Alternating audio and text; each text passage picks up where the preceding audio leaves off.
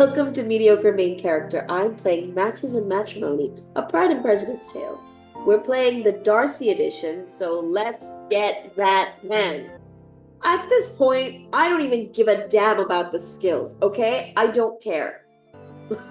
I'm really annoyed, you guys. I'm so upset. This is not what I want for Lydianne. I'm just gonna take solace in the fact that in other playthroughs on this very channel, Lydianne has had a better ending. And I know this is just a game, but I think the reason why I feel so triggered by all this is the fact that she's just a kid. And there are so many real people, millions, if not billions, over time, who have not had choices that they should have had. They've been forced into situations, marriages, treated like property, groomed, sold. Just makes me sad, you know? Women across time have had it rough. And I know this is just a game, and I shouldn't take it so personally, and it's not over yet, so let's just reframe the whole thing. It's fine, it's all good. Let's start the week. Despite Father's strong and nearly immovable desire that Mr. and Mrs. Wickeby not be admitted to Longbourn, he found himself quite forced to allow their presence in answering a letter to my uncle in London.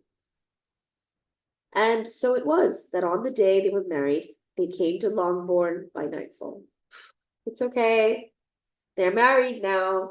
Let's be happy for them. Lydianne seemed entirely free from the healthy embarrassment she ought to have felt, and it was not to be supposed that time would give it to her. Wow. Her ease and good spirits had, in fact, only increased, if that were so possible. Okay, I guess I don't need to feel bad anymore. She longed to see her old friends and other neighbors and to hear herself called Mrs. Wickeby by each of them. That is something that a child would do, though. But anyway, let's not think too much about it, okay? In the meantime, she took the opportunity after dinner to boast of being married and to show her ring to Mrs. Hill and the two housemaids. I excused myself from a great deal of the conversation, feeling the impudence of the situation too keenly to be even a casual member of Lydianne's discussions. You know what? Why can't we just tell her? I don't understand. I would totally do that. I'd be like, yo, I'm happy that you're happy, but do you know that your husband doesn't even want you? Do you know that he had no interest in marrying you? In fact, we had to pay him, and we had to continue paying him for an entire lifetime just to stay married to you. So, Mrs. Wickeby, how do you like that? Wow, I'm really sassy today. Maybe I shouldn't be playing today. Maybe I should just take a break. I'm clearly very aggressive today. I had little pleasure in Lydianne's untamed and unabashed manner. However, her propensity to divulge that which should be secret soon revealed a bit of confidential information that made me glad I did not spend the whole of her visit hiding away in my bedchamber. What do you mean? She told us a secret? I promised them so faithfully. Oh, there she is. Proud of yourself, honey? Well, mediocre, I never gave you an account of my wedding, I believe. You were not here when I told Mamma and the others about it.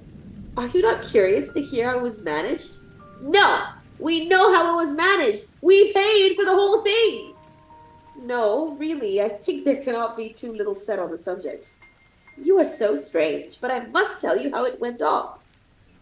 I miss the days when we were bonnet shopping with our sister, and, it was so easy then.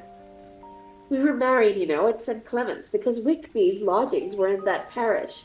Well, Monday morning came, and I was in such a fuss.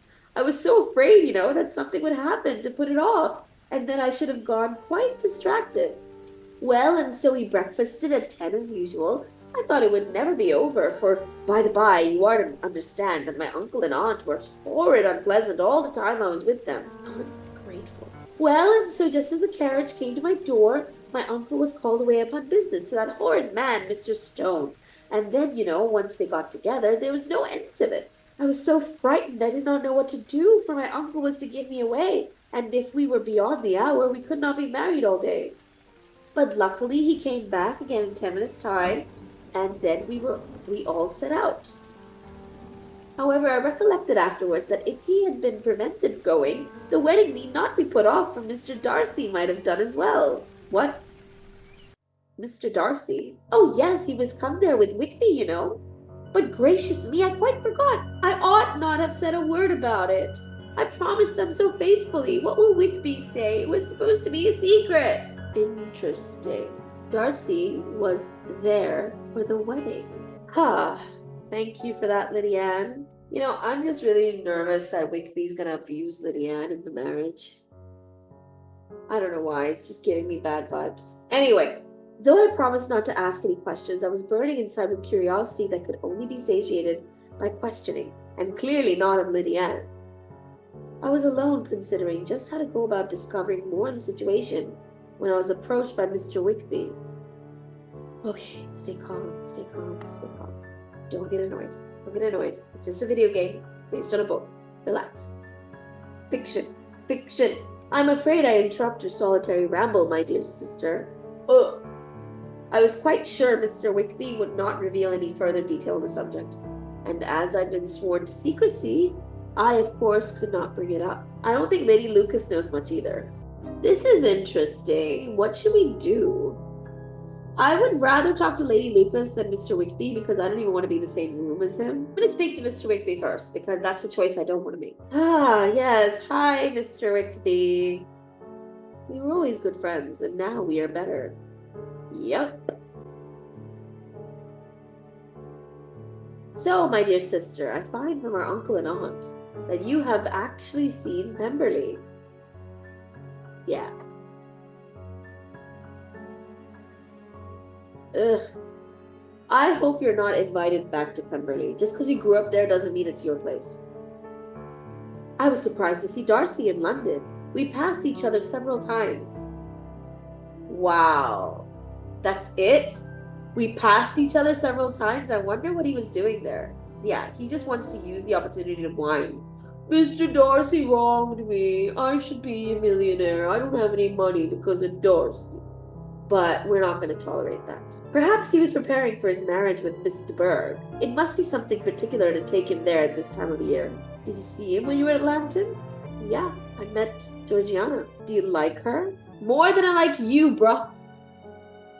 I have heard, indeed, that she's uncommonly improved within this year or two. When I last saw her, she was not very promising. Yeah, because when you last saw her, she was a child that you seduced, you freak. I'm very glad you liked her. I hope she will turn out well. Ooh, so creepy. Did you go to the village? Listen, I don't want to small talk with him.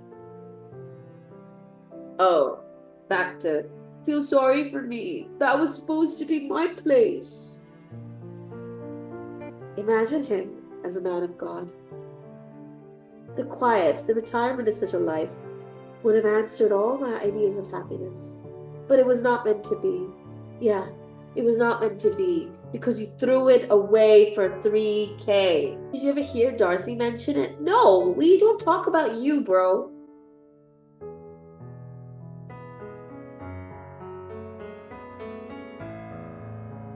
Whoa, we call him out here. We're like, yeah, I heard that you actually weren't really into that life of being a parson, though. What do you say about that? You actually declared your resolution of never taking orders and that the business had been compromised accordingly. Ha! Mr. Wickeby had walked into a web, and though it was of a rather wicked design, I'd felt some delight in trapping him so. We know the truth, okay? Come, Mr. Wickeby, we're brother and sister, you know. Do not let us quarrel about the past. In future, I hope we shall always be of one mind. Mr. Wickeby looked somewhat unsure of how to proceed, but he eventually decided the conversation had been painful enough and left towards the house. Oh my God, if we married Darcy. Imagine the family reunions with Wickeby. Oh my God. His leaving left me alone again to my thoughts and pondering on Mr. Darcy's attendance at the wedding. Clearly there was more going on behind the scenes in the marriage of Lydianne to Mr. Wickeby. Though I wasn't sure of the details, the involvement of Mr. Darcy in any manner was certainly a sign of him still having some interest in my family, and I hoped in me. We hope for it because we love him. We love him. How I might ever find that out, though, remained a mystery. I feared that without further knowledge, my dreams would remain as waves disappearing in the sea. Yeah, I don't want it to remain as waves disappearing in the sea. Let's go back and talk to Lady Lucas instead. My dear mediocre, I had not expected to see you so soon. Tell me, how did the Wickebys get along? How can you say that with a straight face? In fact, Mr. Wickeby sends his regards and thanks, I believe, for your help with the wedding. Were there not arrangements to be made? Yes, Lady Lucas, tell us. Tell us what you know. Others are more financial in nature. Yeah, we owe you, literally and figuratively. Was it not a great sum of money? Yeah, we need to pay you back.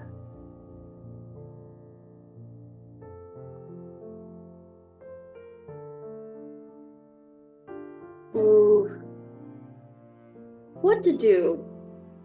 If I was to follow my heart, I would just ask plain straight up, was Mr. Darcy there? Like, tell me everything you know. But then again, that whole thing about we don't want to be like Lydianne, and we also don't want to break her confidence. Let's beat around the bush. I don't want to be too direct, you know? So, we were like, how's the wedding? I believe his intention was for his connection to the affair to be generally unknown. Tell us what you're talking about, Mr. Darcy. I must say he's a most good and upright man. I shall be happy for you when you are wed. Wed? A fine match it is, for your natures are perfectly matched, and he is both handsome and wealthy. I must admit I'm rather shocked by the whole of this. What, in fact, was Mr. Darcy's involvement in this matter, and whatever is giving you the suspicion of his matrimony to me? Why are we acting so innocent? Well, while there are certainly details of the situation that must be kept secret, I shall share some of what transpired. Mr. Darcy took charge of the whole affair, paid off the debts of Mr. Wickeby, settled a dowry upon your sister, and bought a commission for Mr. Wickeby up north. But he doesn't want the credit. Wow. He and your uncle battled the issue for a long time, but at last, your uncle was forced to yield. And instead of being allowed to be of use to his niece, he was forced to put up with only having a probable credit of it, while Mr. Darcy personally handled every arrangement. Wow! If that's not enough reason to fall in love with this guy, I mean, that's a man. That's a man. He's coming through. Remember when he proposed to us? He was like fully coming at us because we had such a sleazy family and just beneath him. But look at him now. He's coming through and letting his actions talk for him. What a man. Mr. Darcy's reason was a claimed responsibility for the affair. He firmly stated that it was his own reserve that led Mr. Wickeby's character to be misunderstood. Wow. Oh. Interesting. So our uncle said, all right, Darcy, you pick up the tab because there's another interest in the quiet resolving of this affair. Lady Lucas looked at me with a smile, though with a little less of a tease than usual. She was clearly aware of how all of this looked and how the moment would certainly have overcome my emotions. I still say that he's a good man, even if he is rather obstinate. And handsome and rich. Of course, my dear. No one shall ever mention him without thinking of that. At the moment, though, such thoughts were far from my mind and heart. I could think only of his personal kindness towards my family and what his discretion implied. Chapter 19. At this point, we're basically full up on everything except propriety, and that's something I don't want. So I'm going to go outside, just have a good old time. Go outside, go outside, go outside, and rest. And go outside. Let's go. We can't. Lydianne and Mr. Wickeby quickly left Longbourn, but the memory of their visit lingered. The week's happenings had left me quite unsettled, as I suppose was to be expected, but I could not break my mind away from Mr. Darcy. As I thought on him more, I began now to comprehend that he was exactly the man who, in disposition and talents, would most suit me. His understanding and temper, though unlike my own, would have answered all my wishes, It was a union that must have been to the advantage of both of us. By my ease and liveliness, his mind might have been softened, and his manners improved. From his judgment, information, and knowledge of the world, I must have received benefit of greater importance. Only now, when such a match seemed impossible, did I wish it above all else. Should have locked it down in chapter 14. Though perhaps it was not completely impossible. Some foreshadowing for you. A fool's errand. Let's go. Have you heard the news? If it's in relation to Lydianne, I would wish not to. Me too. Me too. How can you be so tiresome? For it's Mr. Bingley I would speak of. Bingley, baby! He has returned to Netherfield Park, so you must go and wait on him as early as possible. No, you forced me into visiting him last year and promised if I went to see him, he should marry one of my daughters.